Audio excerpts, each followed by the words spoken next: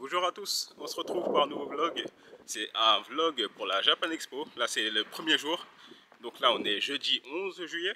Il est un peu tôt le matin, j'ai pas beaucoup dormi. Ce qui est prévu aujourd'hui, c'est de faire un petit passage au stand de Meian pour voir l'annonce du manga de sport. Comme ça a été annoncé dans notre space avec la commanderie. Aujourd'hui ça sera principalement un jour où je vais rencontrer quelques potes, revoir des potes.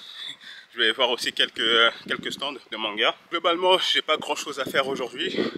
Sauf ce soir, j'aurai une interview à réaliser pour la commanderie. Ça sera avec Johan, l'auteur de Silence. Et en principe, ça sera une interview un peu plus poussée. Où on va discuter de son œuvre un peu plus en profondeur qu'on avait fait pour un montage TikTok. Là, je vais aller prendre les RER pour aller au parc des expositions, là où il y a la Japan Expo.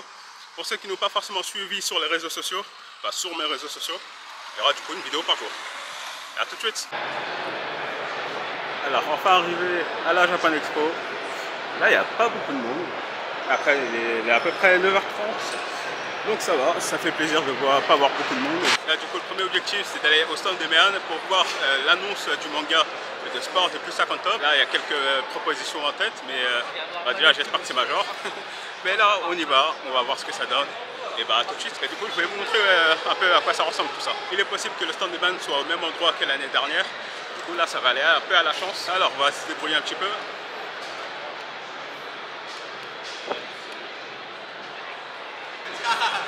Du coup, en vrai, comme vous pouvez le voir, il n'y a pas beaucoup de monde. On peut se déplacer librement à la Japan Expo. Après là, on est le jeudi. Comme ça a été dit sur les réseaux de la Japan Expo, il n'y a pas forcément beaucoup de monde. Il y a genre 40% de billets vendus, peut-être là un peu plus. Mais là, on peut se déplacer librement, c'est bien cool. Bon, c'est tellement le même endroit que l'année dernière pour le stand de Meian. Je ne sais pas comment ça se fait, mais je m'en souviens. Et du coup, là, je pense qu'on peut le voir d'un peu de loin et que je vais vous le remontrer. Là, on a l'annonce du manga. Donc, le manga édité par Meian, c'est Biblu. Du coup, il y aura les 5 premiers tomes en novembre. C'est très intéressant. C'est un manga que je voulais bien lire, mais vu la fin que les gens disent, je n'avais pas trop la déterre de regarder, de lire plutôt. Et bah, on verra bien ce que ça donne. Là, on va rentrer dans le stand de Meian. Enfin, les tomes de Out. Les 4 premiers avec la box, je vais vous la montrer un peu après. Alors du coup, pour ceux qui ne connaissent pas Out, on suit un jeune qui s'appelle Tatsuya, qui sort d'un centre de maison d'arrêt. Enfin, il doit se calmer pour une réintégration et de ne pas retourner du coup dans une maison d'arrêt ou peut-être à l'avenir en prison quand il sera majeur.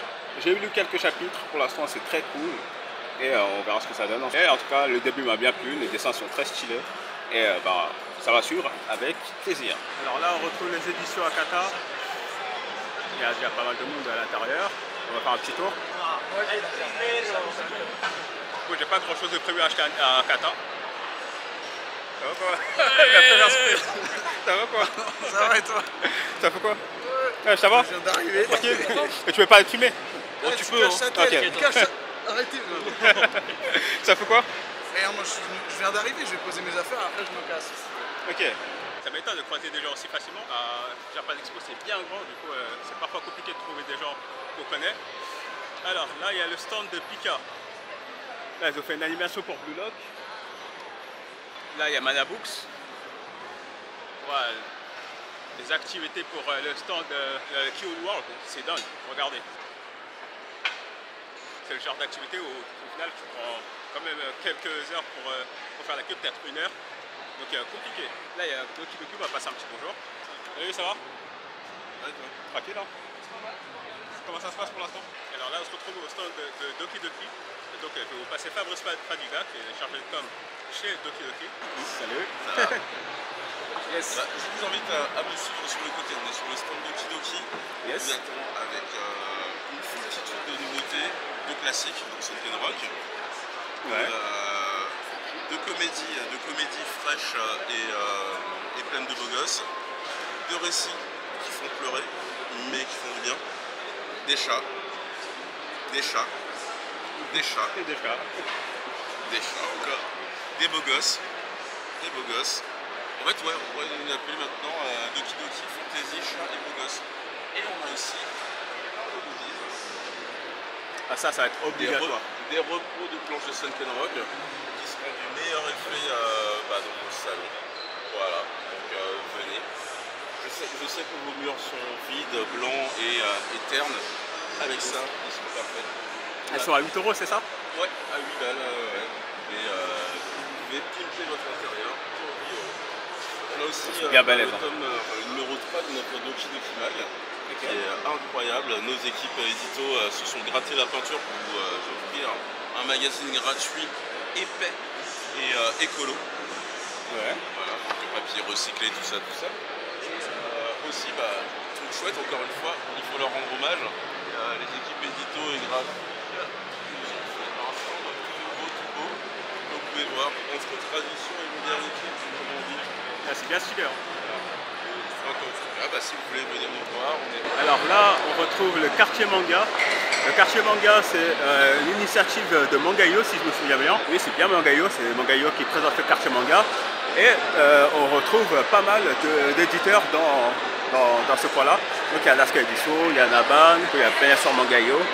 Et il y a d'autres éditeurs. On va faire un petit tour juste après. Et là, le stand est énorme. Déjà, Naban, c'est une dinguerie. Mais du coup, on va aller à Lasca en vif. Il y a un truc, je suis pas tout seul à me dire qu'il y a besoin d'une appli, peut-être perdu dans un monde de la vie, donc je vais continuer, je vais m'approcher. Je trouve ça beau parce que du coup, finalement, tu vois, t'étais en train de distribuer des tracts à Japan Expo. Aujourd'hui, t'es sur une scène de Japan Expo devant Ichigo. Devant Ichigo. C'est un peu vite en besogne, mais c'est tout jamais. Je pourrais voir le futur, peut-être. Ça fait 20 minutes là, il est toujours avec la même personne. Ça, c'est pour me rendre heureux. Hein.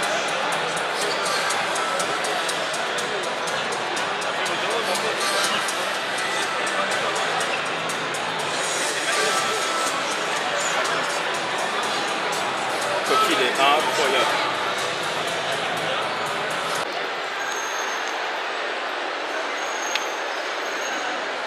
Du coup, on se retrouve au stand de Panini Comics et Manga. Et du coup, on se retrouve avec le responsable du stand, Jeff. Et je vais laisser se présenter. Oui, bonjour, en fait je suis donc Jean-François, je suis directeur de la division publishing chez Panini et donc je suis arrivé en 2018 pour préparer la relance de Demon Slayer en fait, à l'époque, alias les Rôdeurs de la Nuit. D'accord. J'ai œuvré en fait sur cette relance et parce que j'étais gros fan de la série à l'époque et j'étais navré que ça soit arrêté. Donc. Ok, du coup c'est grâce à vous qu'on a une grosse explosion de Panini comme ça. Ok, j'ai souvent entendu parler de vous mais je savais pas que c'était vous. C'est ça. Ok, nickel. Est-ce que vous pouvez un peu parler de l'affluence qu'il y a sur le stand?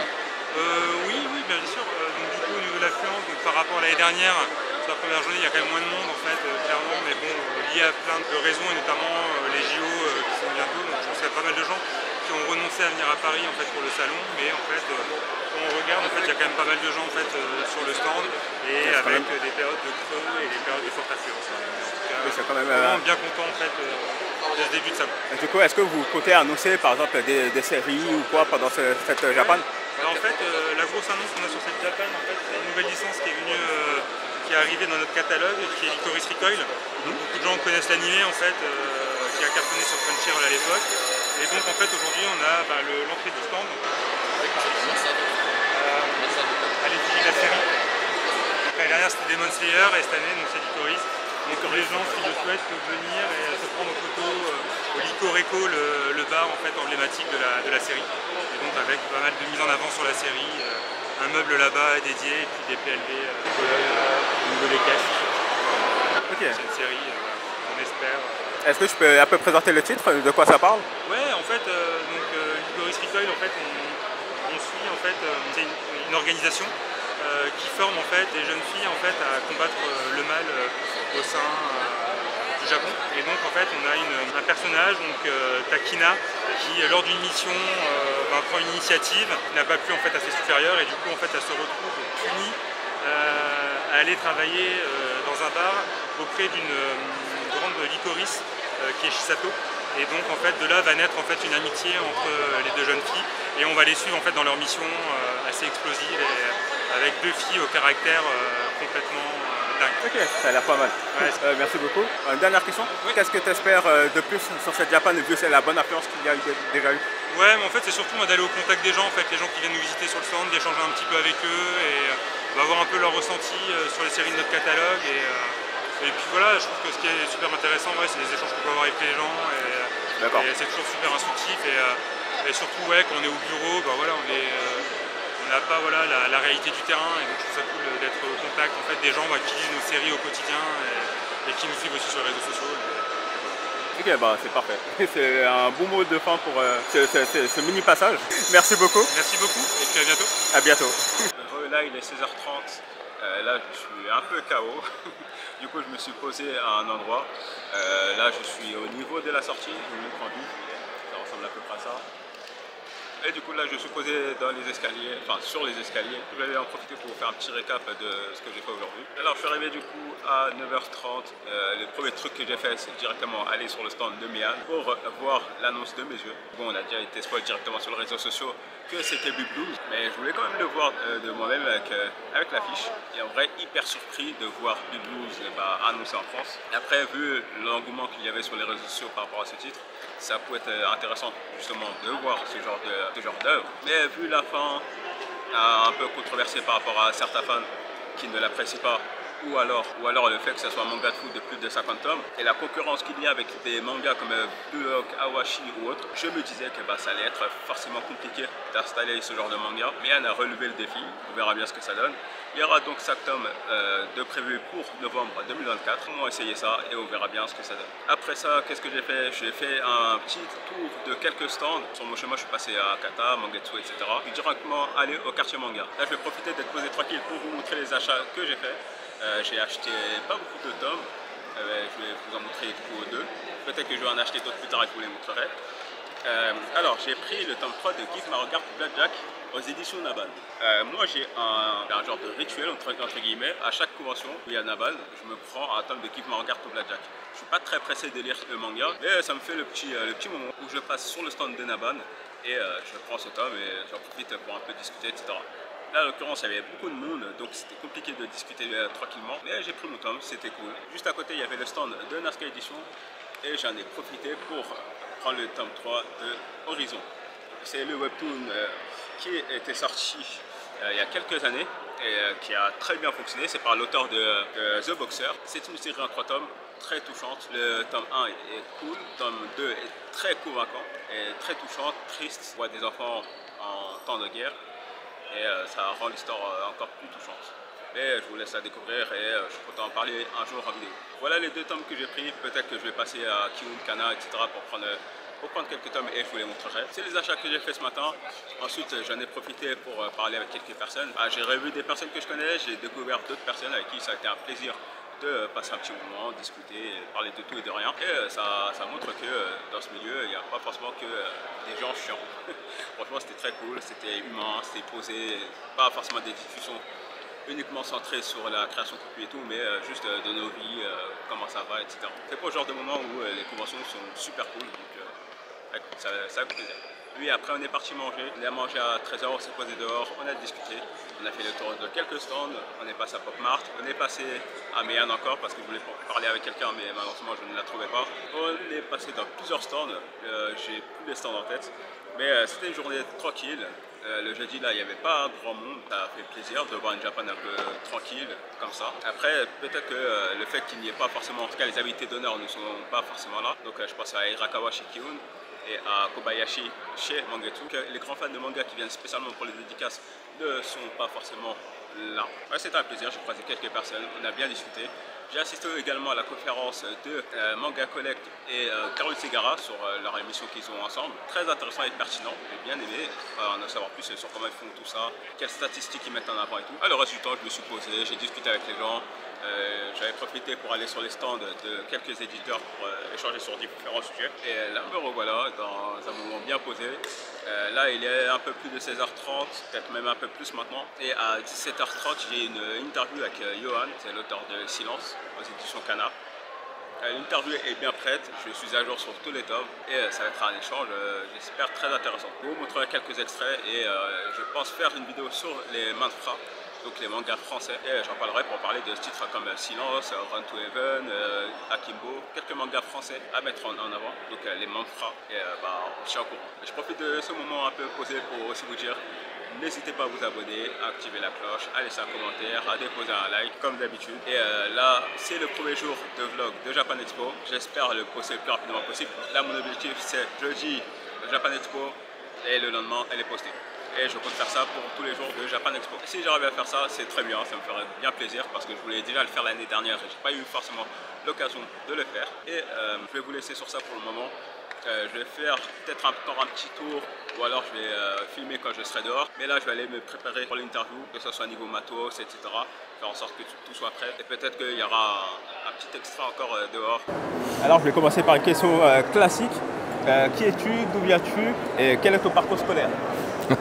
Zach Nani. Ouais, c'est ça la règle. Alors, je suis Johan Vornier, du coup, l'auteur de Silence. On est au 3e tome. Parcours scolaire très compliqué, hein, tumultueux.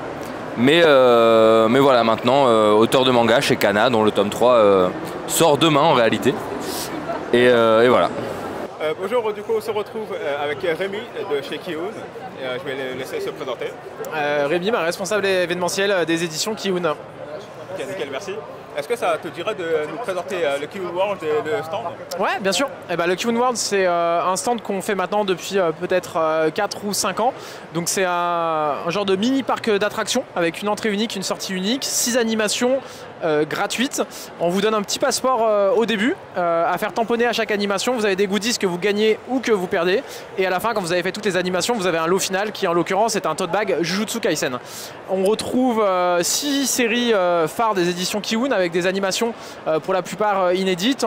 On a un jeu de Bonto Freeren où il faut retrouver un coffre avec un parchemin et si on se plante, on tombe sur un faux coffre, un mimique qui vous avale comme dans Freeren.